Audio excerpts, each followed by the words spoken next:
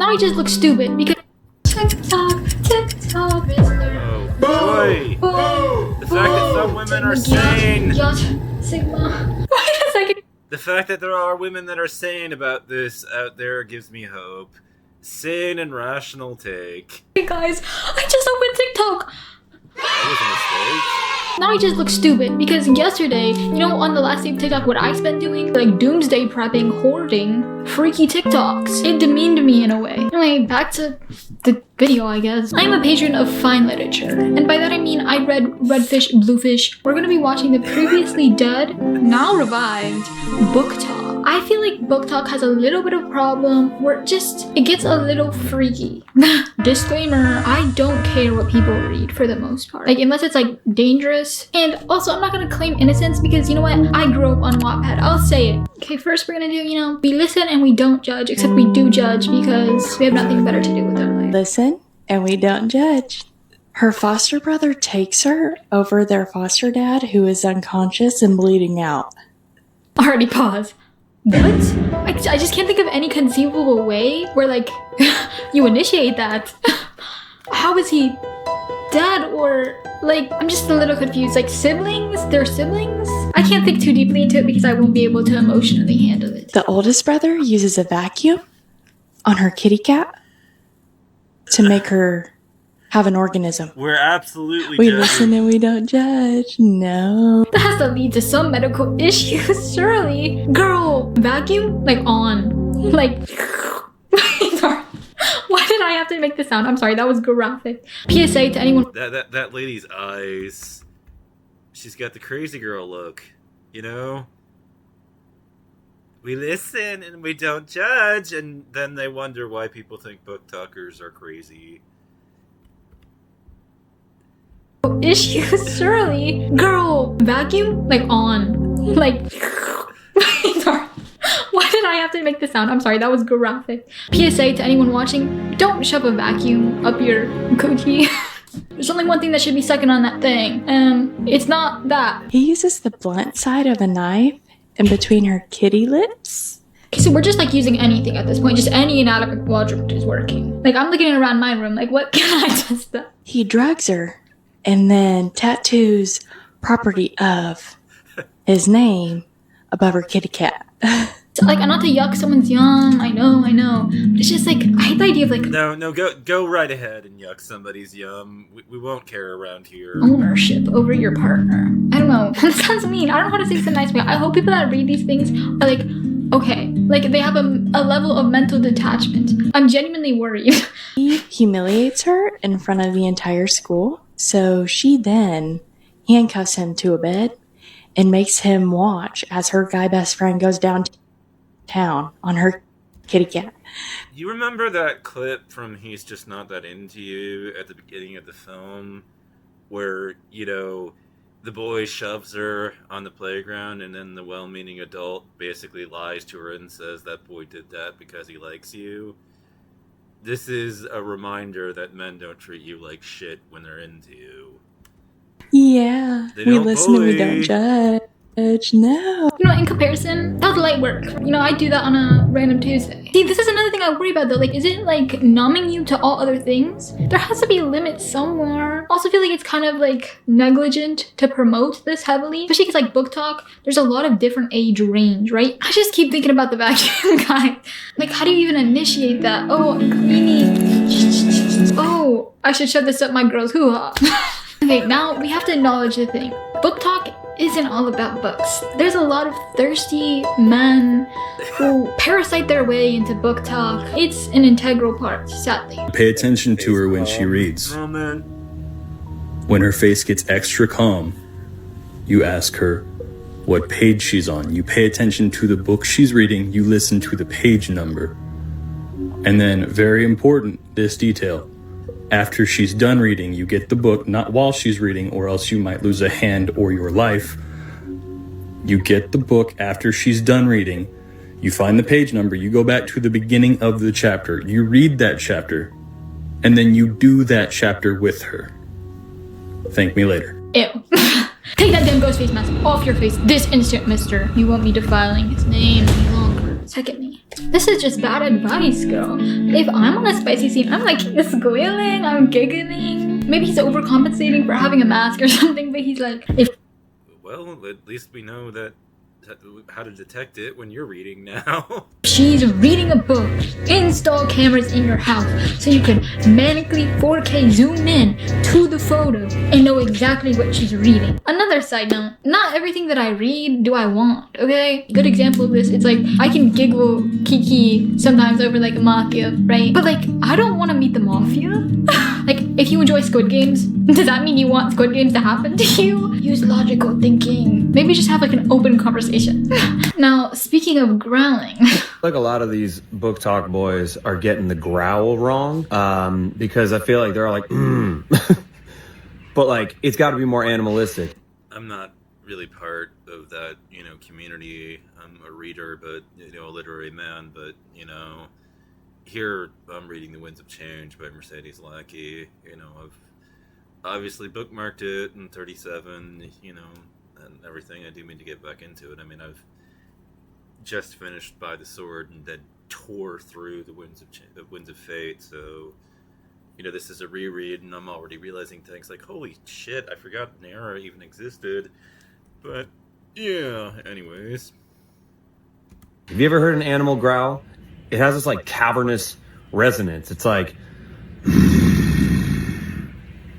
that's how you book talk growl. Babes, you do know the digital footprint is forever. This can't be erased. Also, imagine like your man watching this and thinking, yeah, I'm gonna growl for her. You're about to get hanky-panky and your man just goes, what do you do? Because me personally, I'm reporting him to the police. I also saw he's like an expert at growling apparently, because like he has another one where he teaches how to growl like, in books. Know which one you like. Come here. Come here. Come here. At first I was like mentally blocking it and then it just really set into me. I can't think of any conceivable way I would find this hot in any situation. I'm like trying to think like, oh, like even if we're getting freaky, come here, let me blow your back out. How does he get like in the throat? Maybe he's a little talented, I'll admit. Why all these men, they think this is so hot? That's almost as bad as hitting the peace sign with your tongue going through the middle, okay? Now back to the book talk girlies. Yeah, bitches, we're doing book boyfriend things. Oh! You're gonna be a good girl and take it. Oh my god, yes I am! I think I have to recite. Yeah. I've wanted you since I laid eyes on you. Wow. Look at that. Do I need to remind you who you belong to? First off, what did he call me at the beginning? Hey bitches, we're doing book boyfriend things. Secondly, you can just do that in like the private of your own home. I'm not hating. Like, I'm fine with this happening. It's the fact that we're posting it. Like, I'm thinking about like family gatherings. Like, how can I just show my face after I just showed what I do in the intimate times of my home? I will say though, her book room is sick as fuck. I wish them all love. I hope they last forever and ever. Their love, eternal bliss. Now, the next perpetrator of book talk, biker boys. For some reason, biker boys, there's this thing that's going like, oh, the book talk girls will belong to the biker boys. Most book talk girls are not from the freaky side, I feel. So maybe not. I stand for the girlies and you're exploiting them. And a prime example of this trend I've seen 100,000 times. We'll watch. Rolling, not a stop. Watch shit don't never stop. Girl, he's not stalking your account. This is a marketing technique, okay? You think he's gonna stalk all 100K of you. All these men have the caption, hashtag. Yeah, even if you're polyamorous, can you really, do it with 100,000 women? Talk. Like, Hashtag. no, there's got to be some sort of like upper limit to the number of women that you can take on. Like, just because it gets impractical after a while. You know what I'm saying? Because I mean, a calendar becomes absolutely essential so that you can divide your time in a way. Especially for like the polyamorous, because you've got to set time aside for everybody, in that kind of situation, and it just has to be the two of you. If you're dating around, if you're seeing multiple women at the same time, even in that, hypothetical situation where she's gonna let you and she's not, incredibly jealous and possessive, and women like that are out there. I speak from experience. But, you know, they're certainly a little bit atypical, but still. Like book talk boyfriend. Girlies, we have to put our minds together. They're trying to profit off us. So book talk girlies, if you're listening to this, snap out. Snap out. He's not stalking you. I also think that we just shouldn't romanticize stalking. Like, stalking is actually like a terrifying thing. Go on dictionary. No shit. No, I mean, I totally get it. The thing is, you know, honestly, I've had my share of rejections, and I'm just kind of like, yeah, well, if you don't want me, that's fine, and just let it go, because, you know, to not do that is just an excellent way to spend a night in jail. .com right now. Look at synonyms. Now the other bikers who just try to like freak their way into book talk. I have your mind, I have your body, I have your soul. You have a black heart, little sister, but I'll own that soon.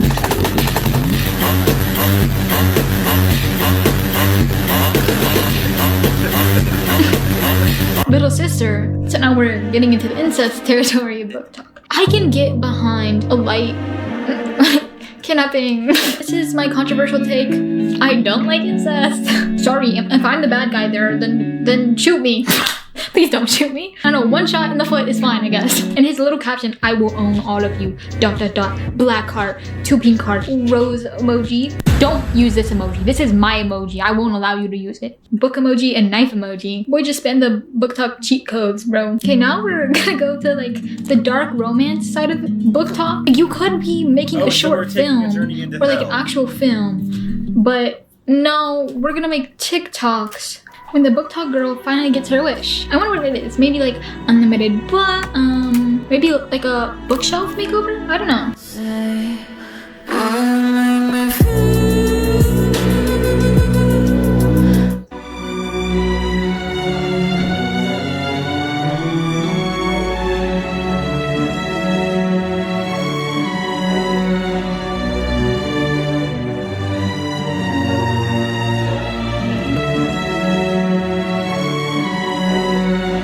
So I'm just kind of confused. Is her wish like a nuclear fallout man busting into her house and gripping her face like a basketball? What type of like wish fulfillment is this? Also, girl, lock your door. Didn't anyone tell you that strangers are dangerous? Also, Yeah. Truth of the matter is, you're more likely to be molested by somebody that you know very well, though. The fact of the matter is that the stranger danger, you know, phenomenon caused a lot of harm. You know, because you had people that were not willing to talk to well-meaning adults, even when they were in danger, because they didn't know that adult. Like, you don't approach the policeman as a little girl or something when something terrible has happened, because, you know, strangers are dangerous and everything. And meanwhile, the real big problem with stranger danger isn't so much that it's not intelligent to be a little bit, you know, I guess you could say discerning and careful and cautious around people that you're not deeply familiar with, but, you know, the big way is that it's teaching us to expect abuse from the wrong places and to see it coming from the wrong places, which means that we have our guard down in in our own families and the people that, you know, we spend time with on a daily basis. Unfortunately, we see that there's a lot more abuse, you know, inside people's families and in their own inner circles and everything, and with people that they're very familiar with. You know, it's not uncommon to see a woman, you know, sexually exploited by somebody that she literally lives with. And a lot of that comes down in a big way to, you know, the reality is that a lot of crimes are crimes of opportunity. You know, when the opportunity is available to you and everything, if you've got that kind of mindset, you take advantage of it. You know, it's terrible and everything, and I absolutely condemn it. But, you know, stranger danger has, like, again, the real problem with it is that, you know, it's teaching everybody that if a person molests you, it's probably going to be somebody you don't know very well. When in reality, if that happens, statistically, it's far more likely to be somebody that you are deeply familiar with. I love like how he's wearing like the black gloves, so there's like no fingerprints, but he's literally like, just like smearing his arms all over the walls. Yeah, I'm sure that won't leave any trace evidence of DNA or something like that. Here's another one, which is literally based on my most feared book, Behind Little Life, Haunting Adeline. Both for different reasons why they're feared, but All I want to do is break her. I'm obsessed. I'm addicted. She won't be able to escape me. I'm fucked up. I'm black and blue. And I can got me now. boy, stupid. Bro, if I'm breaking into someone's house, I know that they're hiding behind the door. Like, that's the first place I check. I go, shh. That's why I hate the font. I'm really just being nitpicky at that point. I don't like the whole, like, if you're running, you're tempting me. It seems like my existence is tempting you. What am I supposed to do? Cease to exist? Even then, you might find that hot and start freaking your shit. Now, another sector, masked men insecting their way into book talk. I like them, but I hate them at the same time. Oh, well, well. If it isn't the manic depressive bisexual girl who's currently laying in bed, scrolling TikTok, probably has a true crime show playing in the background, and reading a smut book. You haven't eaten anything today, have you? No, the spicy chips and the iced coffee from earlier don't count. Be a good girl. Go get yourself something substantial to eat. And drink some damn water. Nice message, I suppose. I feel like there's like a better way to like spread this message of eating. I just even thought, like, how would I be watching a TikTok, listening to a true crime podcast, and reading a smut book all at the same time? Like, this is like Diamond League ADHD levels. So screw you for having gorgeous brown eyes, okay? Anyway, next. And now, book talk promoters. You know how it feels when the killer is for real, when your nightmares come to life and you feel the blade for real. He'll flow, she'll flow, you'll flow too. Why are there 5 AI men, shirtless AI men, may I say, walking towards me, telling me to run? Run from what, a robot? To promote your book? I thought we agreed AI was bad as a whole. And there's so many more of these. I'm just gonna show.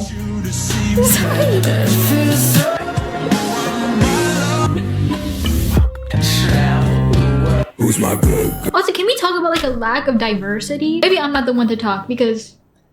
But in these books, it's majority only all like white men or white groups of men, and it just feels kind of off-putting. Like, where is the flavor? I feel like it's very telling that this genre is literally like overfloated by Ritz crackers.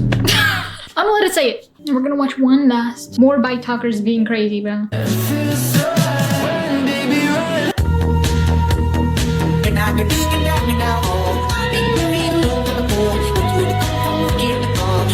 We're filming these in public now. We just have no shame at this point, okay? Like, yes, support a library, but not like this. I'm gonna give you a second to try to guess what that abbreviation means.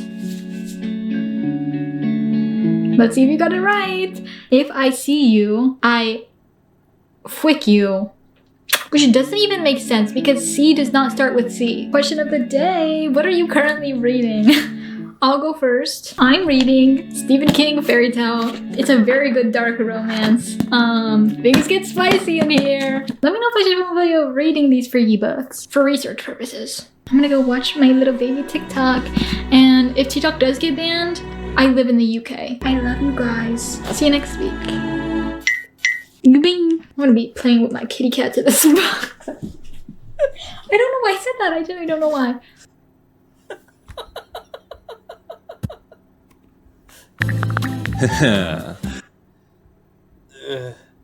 I wrote a piece the other day. I'm a little bit humiliated by it, but at the same time, I felt like, you know, it kind of needed to be said. Like, truthfully, after so much of this, it was like way back when, and, you know, because it look, I mean, I was kind of literally going out of my way to, take what is widely perceived, and I don't necessarily disagree, as one of the most toxic enemies in, you know, the past couple of years and everything, in the past couple of seasons, you know, and everything as far as romance goes, the worst of the worst. And, you know, pointing out that it's still not as toxic as Twilight. That was kind of the point about all of it. And, you know, it was a screw you sort of take on things that was kind of like, you know, my real point in all of that was that, the thing that kind of sent me flying to the anime community for like romances was exactly that. I can take a look at what everybody is all, crapping all over and dive bombing to criticize and call toxic and everything, or unhealthy romance, and even still, like, the worst of the worst is way more healthy than, anything that is coming out of the book talk community. So, I penned this, and I can't believe I got the likes that I did. But I said, Rent a Girlfriend is a superior love story to Twilight, and here's why. Edward and Bella's relationship is abusive. Edward isn't so much protective as he is domineering, overprotective, and controlling. He acts as a paternalistic and he acts in a paternalistic and abusive manner towards her, and honestly, does hurt her physically at numerous points over this cesspool of abusiveness and toxicity. As far as romance, and quite worst is our protagonist loves Wuthering Heights. To state the obvious, Heathcliff is a monster, and Kathy and his relationship is quite frankly self-destructive at its core. Also, digging up her corpse to lay beside it is, in a word, creepy. Then he took revenge against his enemy's children, which crosses a moral boundary of awfulness, because you're punishing the innocent at that point just because of who their relatives happen to be. Twilight no longer stands out in an era of Pretty Little Liars, all the other toxic romances across all media, but if there's one thing I would be happy to eliminate from all the media, no matter how many fans it has, if it were up to me, it would be illegal to write a romance where the male lead is abusive, and would lock those who do it up and burn their books before they got to anyone. Further, TV would be fully censored, so those shows would never be allowed to air. Dark romance would literally be banned. Mute. Eliminated. I'm done with this shit. Stephanie Meyer is a talentless hack and ass clone who literally started the more recent trend as though it didn't exist before them, but she pushed it into the spotlight and made it way more popular than it really ever deserved to be. She's a talentless ass clown who literally started this trend of toxicity, and so the anime community can come out swinging about how toxic and unhealthy Kazuyu and Chizuru's relationship is, but something? At least the worst thing ever did to her was give her a bad rating for a single session early on in their story, but as he falls for her, he's never mean to her again. When he has to jump in and pull her out of the water and risk her life to save her, the lines have been crossed. Their relationship might not be, in a word, healthy, I'll put it in those terms, but it can be read as unhealthy, but anything that does not glorify abuse is a better love story than Twilight. And guess what? Rent a Girlfriend, the manga, does not glorify abuse. That alone means it's a better love story. It's also a better love story than The Vampire Diaries, Pretty Little Liars, Gossip Girls, and all those awful, awful, toxic shows. Thanks for coming to my TED Talk. Stephen King was 100% correct about Stephanie Meyer. She can't write worth a damn. And if that upset you, I don't really care. If you like her bullshit, your taste in romance actually literally appalls me, and I'm not sorry. Before you come at me, why don't you work at developing a taste for love stories where the man doesn't abuse the woman? Twilight fans are in denial, though. They think that Edward is, quote, protective, unquote, of Bella, but there's a line between being overprotective and overbearing to the point where you stifle your chosen partner, and I dare say Edward stifles Bella. The relationship they have is unhealthy, toxic, and abusive. If Kazuya and Chizu's relationship is bad because he's a cuck towards her, which is unhealthy, and their relationship has largely been transactional, which is unhealthy. He said a few mean things to her early on, which is bad, but in the grand scheme of things, he's not actually that bad. He's just horny, which most men are. So their relationship may be a bit toxic and unhealthy, but not so much as Bella and Edward's. Furthermore, and at least it's only toxic and unhealthy. Bella and Edward's is toxic plus unhealthy plus abusive. Chizu and Kazu's relationship isn't one where Kazu abuses her. He supports her, helps enable her dreams, and is ultimately much better to her than Edward is to, Bella, or even Jacob is to Bella, because the love triangle in that shit book is one in which Bella can't get a break. All the boys that want her are abusive shitheads. So, obviously, Rent a Girlfriend is a better love story than Twilight, even if it's one of the worst among rom-com animes. Another aspect, too, is that Chizu is, Mizuhua, is basically, a fully fleshed out character, unlike Bella. Swan, so we can imagine her life if Kazu, I don't know, got hit by a car and was no more, he didn't exist. Like, we would know that, her, despite the way that she clearly reciprocates his feelings and everything, but I think she would survive and she would be able to thrive without him. Whereas we cannot say the same of Bella. Oh, by the way, I heard, Still a Better Love Story Than Twilight was called a trend, and everything, and it was implied that it had a good run and that it was over, but Still a Better Love Story Than Twilight is eternal. It's forever.